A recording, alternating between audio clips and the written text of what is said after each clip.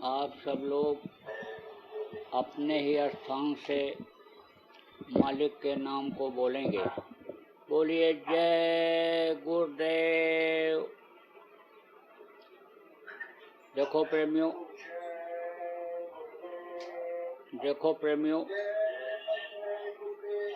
आप लोग सत्संग में बराबर सुनते रहते हो कि ये जो जीवात्मा है यहाँ अपने देश से आकर के दूसरे के देश में फंस गई और जब से फंसी वापस नहीं निकल पाई। अब यह है कि कोई कहीं जब फंस जाता है तो युक्ति से, सावधानी से, लगन से ही निकल पाता है और नहीं तो उसको वहीं रह जाना पड़ता है। जैसे आप बहुत से लोग भारत देशवासी हो, दूसरे देशों में रहते हो। अब वहाँ का नियम अलग है, कानून अलग है, वहाँ की व्यवस्था अलग है। उस व्यवस्था के अंतर्गत आपको रहना पड़ता है।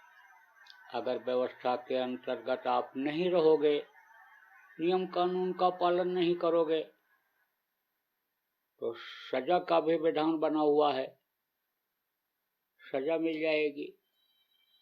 दो चीज आप विदेश में रहने वाले लोगों को समझने की जरूरत है।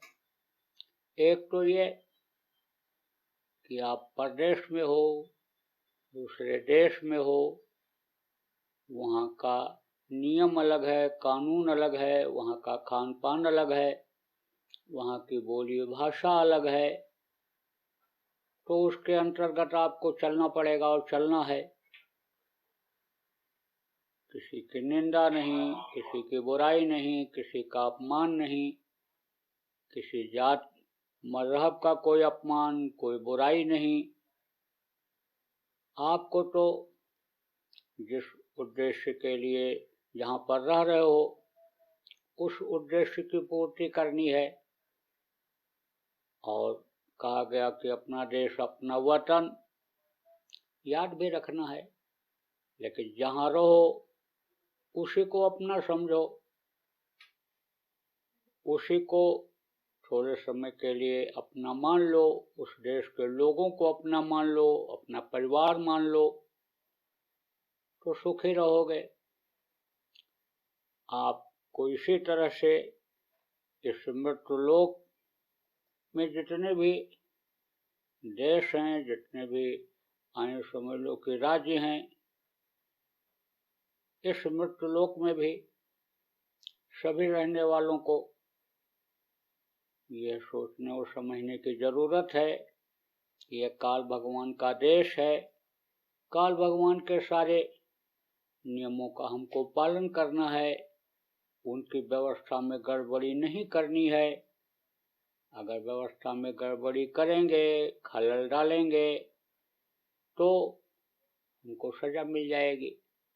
और जब कुदरत से सजा मिलती है, कुदरती सजा जब मिलती है, तब इस धरती की कोई भी व्यवस्था, कोई भी क्षमा याचना उनको बचा नहीं पाती है। इसलिए उससे बचने की जरूरत है। देखो, सारी खिलकत उस खुदा भगवान की ही है और उसी के सब बंदे हैं, चाहे वो जिस रूप में हो, चाहे जिस जाति में हो, चाहे जिस धर्म के मानने वाले हों, सब उसी के बंदे हैं। और जितने भी जीव, चाहे जलचर हों, चाहे नभचर हों, चाहे थलचर हों, सब उसी के हैं। जलचर किसको कहते हैं? जो जल में रहते हैं। थलचर किसको कहते हैं? जो थल पर चलते खाते रहते हैं। थल मतलब पृथ्वी पर, जो आसमान में उड़ते हैं वो नभचर होते हैं, विचरण करते हैं, खाते हैं, वहीं पर वो रहते भी हैं। ऊपर ही रह जाते हैं, पहाड़ों पर रह गए, पेड़ों पर रुक गए। कुछ तो ऐसे भी होते हैं कि चलते चलते भी सो लेते हैं। तो अब आप ये समझो कि इनको सताना नहीं है, तकलीफ नहीं देना है। और ये मानव मंदिर जो भगवान परमात्मा खुदा ने दिया इबादत भजन के लिए, इसको साफ सुथरा रखना है। बुद्धि आदमी की क्यों खराब होती है, मन खराब क्यों होता है, भजन भाव भक्ति से अलग क्यों हो जाता है? इसी कारण हो जाता है कि कोई इधर उधर की ऐसी चीज आ जाती है पेट में, और वो खून के नसों में खून के द्वारा वो दिमाग पर जाती है, और दिमाग से बुद्धि पर असर आ जाता है। बुद्धि उसी तरह की हो जाती है, मन मोटा हो जाता है, गुरुमुखता से अलग हो जाता है, मनमुखता आ जाता है। तो हमेशा खान पान का आप सब लोग विशेष रूप से ध्यान रखो, क्योंकि विदेशों में तो मैं भी गया, आप लोगों ने बुलाया तो मैंने देखा वहाँ का खान पान ही अलग है, वहाँ का कल्चर ही अलग है। वहाँ तो आने समय लोग मांस खाना, मछली खाना, अंडा खाना, वो तो इसको भोजन माने हुए हैं। वो तो कुछ समझते नहीं कि ये जीव हत्या करके आता है, ये इस तरह से यानी नुकसान करता है, इस चीज़ को तो समझ नहीं पा रहे हैं। वो बीमार हो गए, दवा खा लिया, मन हुआ अच्छा खाने को, अच्छा खा लिया, जहाँ इच्छा हुई भूख लगी वहाँ खा लिया।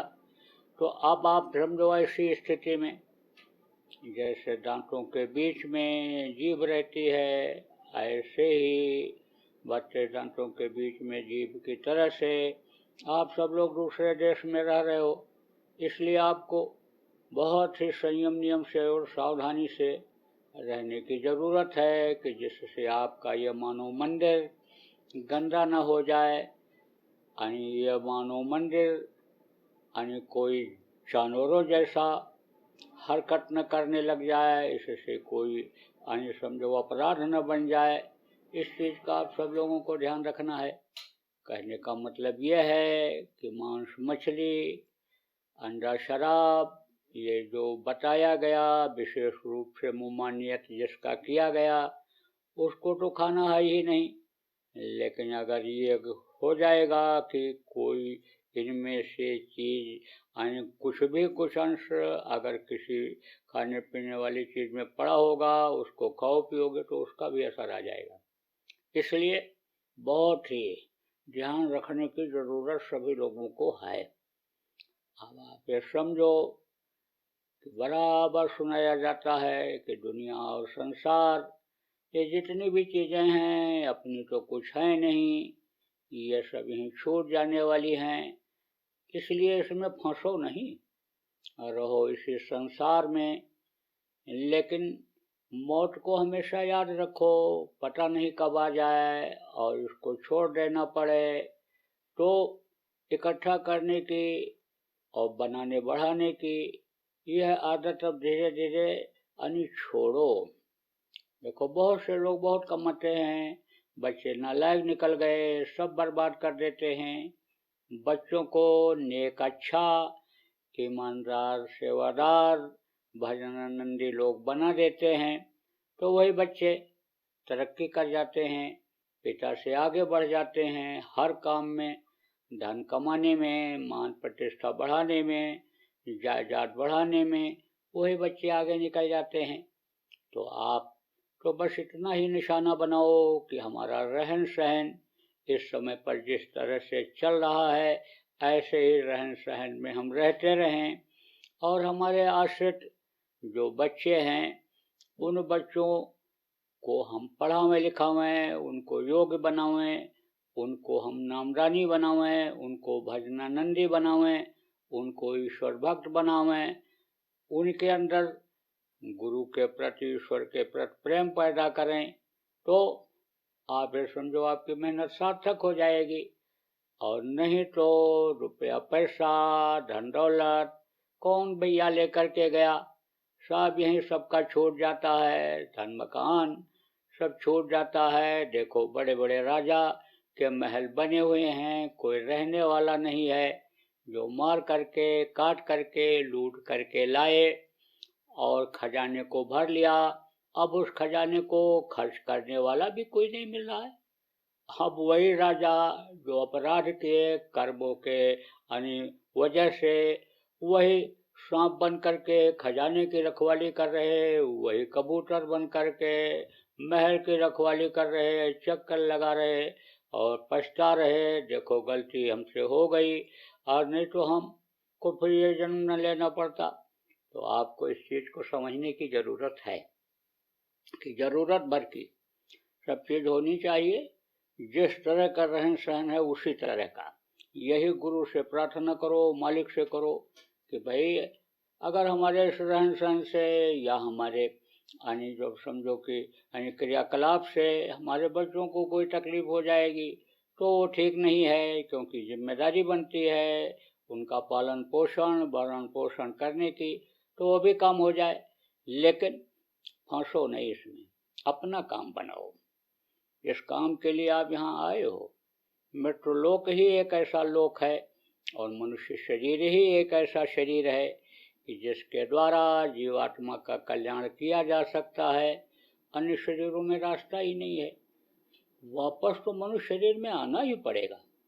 अगर अच्छे कर्म आपके बन भी गए, स्वर्ग वैकुंठ चले भी गए, तो भी उद्धार के लिए, जन्म मरण से छुटकारा के लिए, तकलीफ से बचत के लिए यानी मनुष्य शरीर में तो आना ही पड़ेगा। कल्याण इसी मनुष्य शरीर के रास्ते से ही होगा। तो दोबारा फिर यह समझ लो जल्दी मिलने वाला नहीं है। इसलिए अपना असला काम करो, नकली काम में मत फंसो। ये दुनिया नकली है, दुनिया का ये झमेला नकला है, ये सारी चीज़ें नकली हैं और नकली चीज़ कोई किसी के काम नहीं आती है। कितना भी चमक दमक हो सोने में, लेकिन अगर नकला है तो उसकी कीमत नहीं मिलेगी। चमक दमक यहाँ भले हो, दिखावा भले हो, सब कुछ हो, लेकिन शांति लोगों को नहीं है। देखो आत्महत्या लोग कर ले रहे हैं, आप ये समझो सब कुछ होते हुए भी ऊब जा रहे हैं दुनिया से, शांति नहीं है।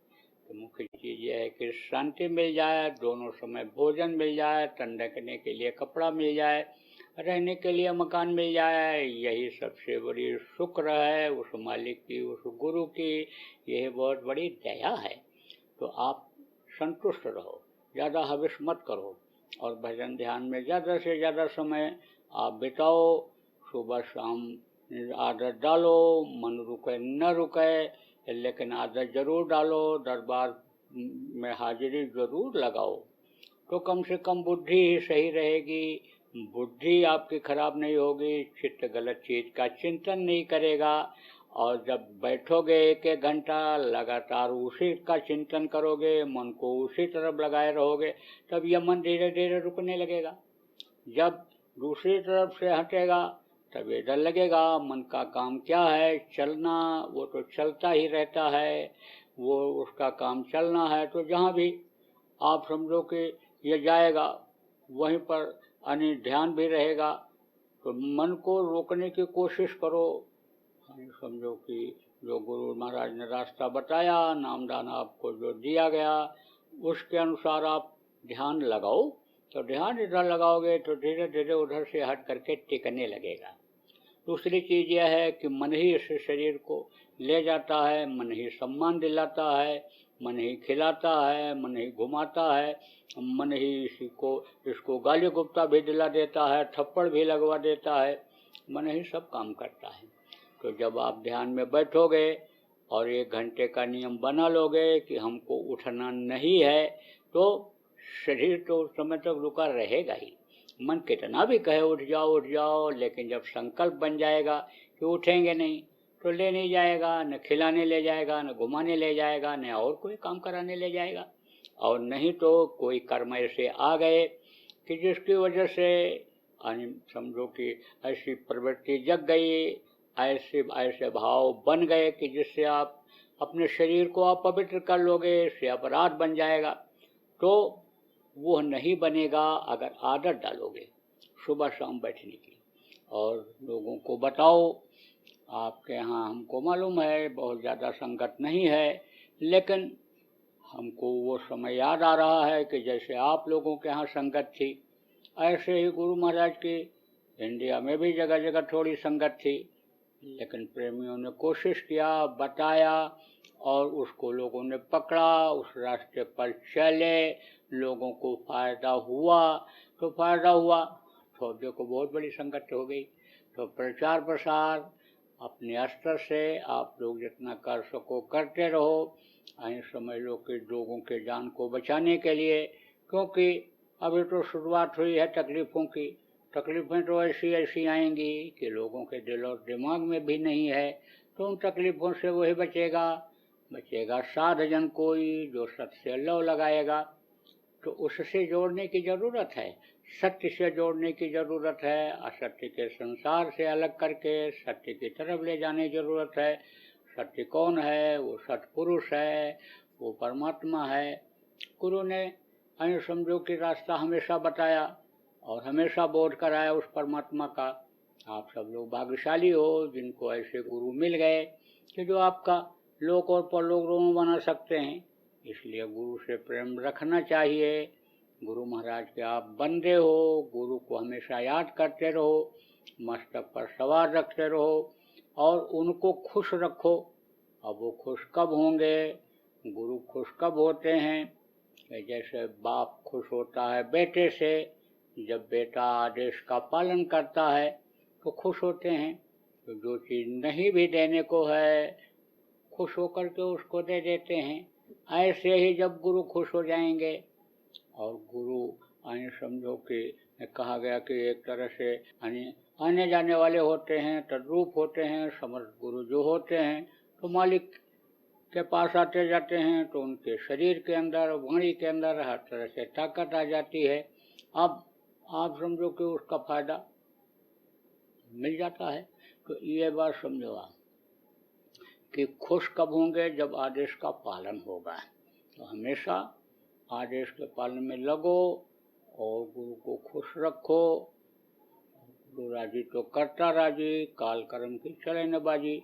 जब गुरु राजी हो जाएंगे तब काल कर्म की कोई बाजी नहीं चलेगी। इसलिए आप सब लोग प्रेमियों बड़े प्रेम से रहो जहाँ पर रहो, लेकिन गुरु को भूलो नहीं, बराबर याद करते रहो। गुरु रक्षक हैं और गुरु के वचनों को याद करते रहो, गुरु के बताए रास्ते पर चलते रहो। बोलो जय गुरुदेव। आप लोगों से मिलकर बहुत अच्छा लगा, और आप सब लोग इसी तरह का सिस्टम और बढ़ा लो, ज़्यादा से ज़्यादा लोगों को जोड़ लो और ऐसे मिलते जुलते रहो। क्योंकि अब आना जाना एक दूसरे के पास इस समय बड़ा मुश्किल हो रहा है, मिलना जुलना मुश्किल हो रहा है। लेकिन हम आपको देख रहे हैं, आप हमको देख रहे हो, आप हमारी बात सुन रहे हो। ज़रूरत पड़ेगी आपकी भी बात हम सुन लेंगे। तो ये सिस्टम को और बढ़ा दो। अपने मिलने जुलने वाले लोगों को भी बढ़ा सकते हो, शाकाहारी लोगों को बढ़ा सकते हो, और उनको बताते रहो, समझाते रहो। ज़रूरत पड़े हमारी भी सुनवा दो जब कभी मौका इस तरह का हो। बोलो जय गुरुदेव।